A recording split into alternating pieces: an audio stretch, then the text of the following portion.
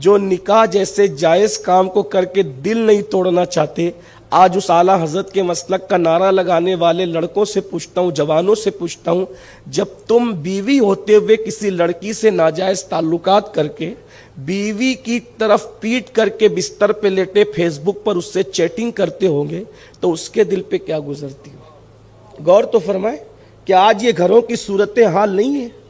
بیوی کی طرف منہ پھیر کر رات کے 3 بجے تک واٹس ایپ پر لگے ہوئے ہیں، فیس بک پہ لگے ہوئے ہیں، حالانکہ مذہب تو یہ کہہ رہا ہے کہ اگر نوافل کی کثرت کی وجہ سے بیوی کا حق تلف ہوتا ہو تو وہ نوافل چھوڑ دیے جائیں، اس لیے کہ نوافل ادا کرنے سے افضل ہے بیوی کے حق کو ادا کرنا۔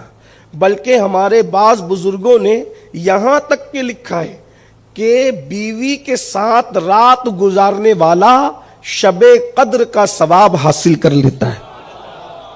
یعنی اگر ہم کہنا چاہیں عشق و محبت میں ڈوب کر تو یہ کہ شب قدر تو سال میں ایک بار آتی ہے، لیکن وہ خوش نصیب جو حضور کا دل خوش کرنے کے لیے رات اپنی بیوی کے ساتھ گزارے، اللہ اسے شب قدر کا ثواب عطا فرماتا ہے۔ غور تو فرمائے کتنی بڑی بات ہے، لیکن وہ تو نہایت سستا سودا بیچ رہے ہیں جنت کا، ہم مفلس کیا مول چکائیں، اپنا ہاتھ ہی خالی ہے۔ تو کسی کا عام انسان کا دل توڑ دیا جائے تو آدمی کو زوال شروع ہو جاتا ہے، اس کی الٹی گنتی شروع ہو جاتی ہے، وہ برباد ہوتا ہے، تباہ ہوتا ہے۔ بہت سے لوگ کہتے ہیں کاروبار پہلے بہت اچھا چلتا تھا حضرت، اب کوئی تعویذ دے دو، کوئی وظیفہ دے دو، اب صحیح نہیں چلتا۔ تو تعویذ اور وظیفے بھی پھر کام نہیں کرتے، وجہ اس لیے کہ آپ کی جو الٹی گنتی شروع ہوئی ہے، ہو سکتا ہے کہ آپ نے کسی کا دل دکھایا ہو، کسی کے دل کو تکلیف پہنچائی ہو۔ اللہ اکبر۔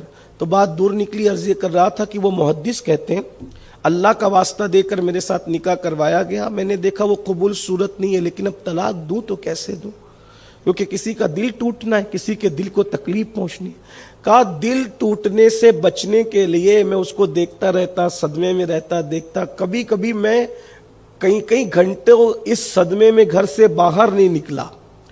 بالآخر 15 یا 20 سال میں نے اس عورت کے ساتھ ایسے ہی گزارے، اس کو برداشت کیا، صبر کیا، اور اس کو یہ احساس بھی نہیں ہونے دیا کہ یہ میرے لیے قبول صورت نہیں ہے۔ فرمایا آخر اس کا انتقال ہو گیا۔ بس اس نامقبول صورت عورت پر صبر کی برکت ہے کہ میں اللہ سے امید کرتا ہوں کہ اللہ بس میرا کوئی عمل ایسا نہیں ہے کہ جس کی وجہ سے میری مغفرت اور بخشش ہوگی، مجھے امید ہے کہ بخشش ہوگی تو اسی صبر کی برکت سے ہوگی۔ یہ اللہ والوں کی فکر ہے۔ اور اپنی گفتگو کو سمیٹتے ہوئے آخری بات عرض کروں، ہماری جماعت کے بہت بڑے بزرگ تھے، بڑے عظیم بزرگ تھے، جن کی سیرت بہت لوگوں نے لکھی، اور یہ کتنے ایسے بزرگ ہیں کہ مولوی اشرف علی تھانوی جیسے لوگوں نے بھی ان کی سیرت کو لکھا۔ یعنی جو لوگ بزرگوں کو نہیں مانتے انہوں نے بھی ان کی سیرت کو لکھا۔ وہ ہے سیدی حضرت مرزا مظہر جان جانا رحمۃ اللہ تعالی علیہ۔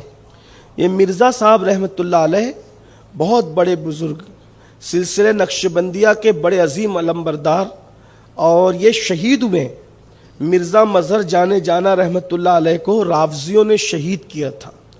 بہت نازک مزاج آدمی تھے، مزاج میں بہت نزاکت تھی۔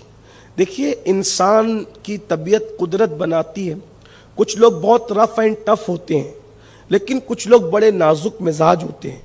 انہی نازک مزاج لوگوں میں حضرت مرزا صاحب تھے۔ اور مرزا کوئی مذاق کے لیے نہیں کہہ رہا ہوں، سچی بات، آپ کی سیرت اگر آپ پڑھیں گے تو آپ کو حیرت ہوگی کہ کسی کے مزاج میں اتنی بھی نزاکت ہو سکتی ہے کہ مرزا مظہر رحمۃ اللہ علیہ ہزاروں نہیں لاکھوں لوگ مرید، اور کیسے کیسے لوگ مرید پتہ ہے؟